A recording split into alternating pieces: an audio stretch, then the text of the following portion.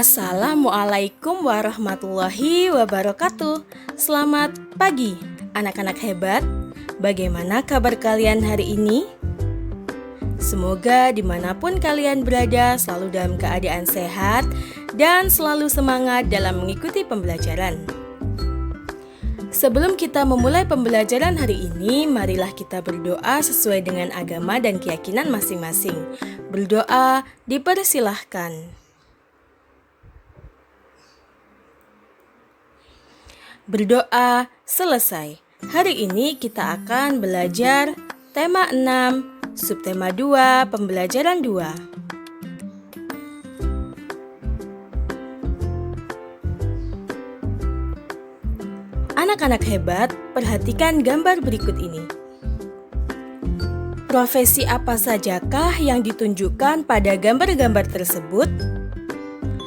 Ya, betul sekali. Gambar-gambar tersebut menunjukkan beberapa jenis pekerja seni. Yang pertama ada pelukis. Kemudian yang kedua ada sutradara. Yang ketiga ada penari. Dan yang keempat ada pesulap. Siapakah di antara kalian yang ingin menjadi pekerja seni?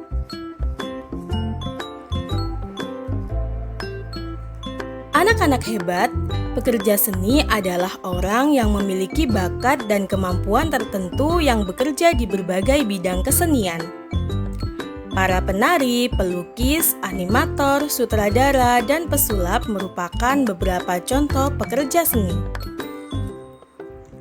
Para pekerja seni ini bekerja untuk membuat orang lain merasa senang dan semakin menghargai keindahan di sekitarnya. Sekarang, mari kita membaca kisah seorang penari gandrung Banyuwangi. Seorang ibu bernama Supinah mengisahkan perjalanan hidupnya sebagai seorang penari gandrung. Tari gandrung berasal dari Banyuwangi, Jawa Timur yang sudah ada sejak zaman penjajahan kolonial Belanda. Tari gandrung merupakan tari penyampai pesan untuk para pejuang yang bergerilya pada Perang Puputan Bayu tahun 1771. Oleh karenanya, pada awalnya penari gandrung adalah laki-laki. Pada tahun 1895 mulai muncul generasi penari gandrung wanita. Ibu Supinah mulai menjadi penari gandrung pada usia 14 tahun, yaitu sejak tahun 1979. Ibu Supinah belajar pada sebuah kelompok tari gandrung yang dipimpin oleh Akidah, yaitu Gandrung Akidah. Di sana, Bu Supinah belajar dengan rajin sehingga dalam waktu yang tidak terlalu lama diperkenankan menari di pentas. Saat itu, Ibu Supinah sering tampil di pentas untuk acara-acara tertentu seperti undangan atau perkawinan yang biasa digelar di masyarakat Banyuwangi. Ibu Supinah tidak pernah menyesali keputusannya untuk menjadi seorang penari gandrung. Ibu Supinah bangga karena tari gandrung melambangkan kesuburan. Ibu Supinah bahkan pernah diundang menari ke mancanegara seperti Amerika, Korea, dan Cina. Ibu Supinah tidak menyangka bahwa profesinya sebagai penari gandrung mendapatkan penghormatan yang tinggi. Ibu Supinah bangga telah mengenalkan budaya Indonesia kepada masyarakat di mancanegara. Dari bacaan tersebut kita mengetahui bahwa yang pertama, tari gandrung berasal dari Banyuwangi.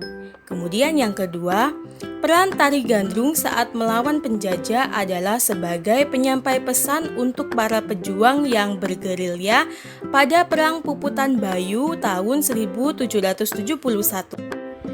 Kemudian yang ketiga, nilai, sikap, dan keterampilan yang diperlukan untuk menjadi seorang penari adalah rajin, tanggung jawab, penguasaan teknik, dan penghayatan. Untuk Untuk menjadi seorang penari gandrung harus rajin berlatih agar bisa menguasai gerakan tari dengan baik. Selain itu, tari gandrung juga memunculkan sikap kebanggaan terhadap kebudayaan daerah. Anak-anak hebat, kehidupan seorang penari menarik untuk diketahui.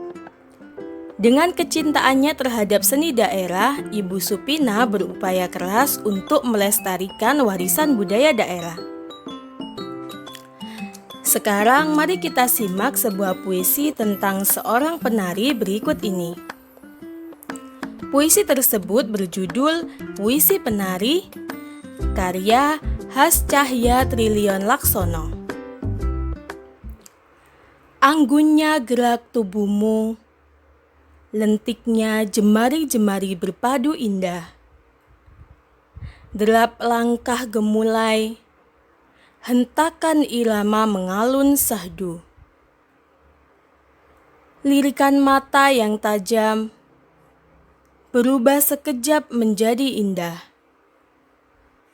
Kibasan selendang emas bergoyang perlahan, liukan leher mengundang kekaguman.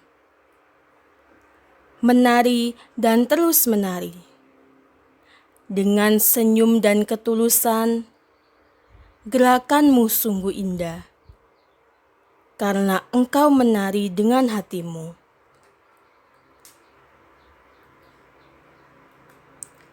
Seni tari merupakan salah satu bentuk seni yang ada dalam kehidupan masyarakat tradisional. Negara Indonesia yang sangat kaya dengan keragaman seni budaya tentu memiliki seni tari yang banyak jumlahnya. Akan tetapi jumlah itu akan terus berkurang apabila generasi muda tidak mengenalnya. Oleh karenanya, sangatlah penting untuk mengetahui tari-tari daerah Indonesia. Berikut merupakan contoh tarian yang ada di Indonesia. Yang pertama ada tari pendet dari Bali. Kemudian tari piring dari Sumatera Barat.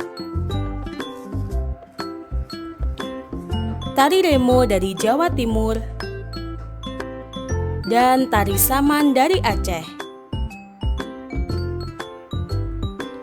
Negara Indonesia memang kaya akan budaya dengan beragam masyarakat yang tinggal di dalamnya. Sebagai negara kepulauan, Indonesia memiliki ribuan pulau dan perairan laut yang luas.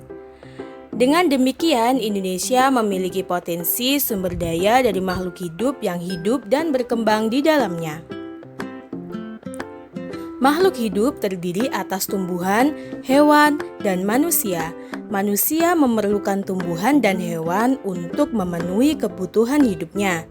Hewan dan tumbuhan dikelola manusia sedemikian rupa sehingga memberikan manfaat bagi kehidupan manusia. Tumbuhan dan hewan merupakan sumber daya alam hayati. Keberadaannya akan terus-menerus ada sepanjang tidak terjadi peristiwa yang membuatnya punah. Tumbuhan membantu lingkungan untuk menyediakan oksigen dan menahan air hujan agar tidak terjadi erosi. Tumbuhan juga berfungsi sebagai pelindung tanah-tanah yang miring agar tidak mudah longsor. Tumbuhan juga bermanfaat untuk menyerap karbon dioksida yang dikeluarkan manusia dan hewan lainnya untuk dimanfaatkan dalam proses fotosintesis. Lalu, apa manfaat hewan bagi lingkungan sekitarnya? Hewan pengurai berfungsi untuk menguraikan sisa makanan menjadi zat makanan yang dapat diserap oleh tumbuhan sebagai zat hara. Dalam mata rantai makanan, hewan bermanfaat untuk menjaga keseimbangan alam. Tumbuhan dan hewan sebagai sumber daya hayati memiliki manfaat yang banyak bagi kehidupan manusia. Beberapa manfaat tersebut yang pertama adalah sebagai sumber bahan pangan. Hewan yang merupakan sumber makanan manusia antara lain sapi, ayam, udang, dan ikan.